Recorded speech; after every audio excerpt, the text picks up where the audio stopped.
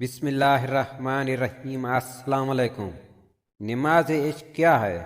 ایک مرتبہ حضرت جنید بغدادی اور ایک بزرگ ایک دوسرے کو نماز پڑھانے کے لیے اس طرح اصرار کرتے ہیں کہ آپ کا درجہ زیادہ بلند ہے، آپ امامت فرمائیں۔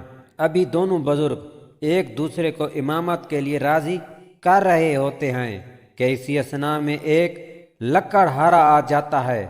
یہ اس لکڑہارے سے پوچھتے ہیں کہ کیا آپ نماز پڑھا سکتے ہو؟ لکڑہارا بولا، یہ کون سا مشکل ہے؟ لکڑہارے نے لکڑیاں رکھ کر نماز پڑھانا شروع کی۔ دوران نماز لکڑہارے نے کسی سجدے کو بہت طویل کر دیا، کسی سجدے میں جلدی سے سر اٹھا لیا۔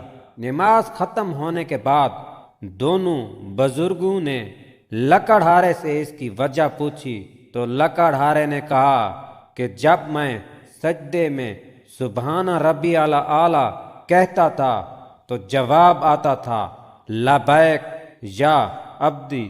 جب تک جواب نہیں آتا تھا تو میں سر نہیں اٹھاتا تھا۔ یہ نماز عشق ہے۔ ہم ابھی تک اس ظاہری نماز میں لگے ہوئے ہیں، عمر گزار دی مگر آگے نہیں بڑھ سکے۔ جہاں سے نماز کی ابتدا کی تھی وہیں نماز کی انتہا پر ہیں، جبکہ حدیث شریف میں آتا ہے کہ مومن کا کسی مقام پر رک جانا حرام ہے۔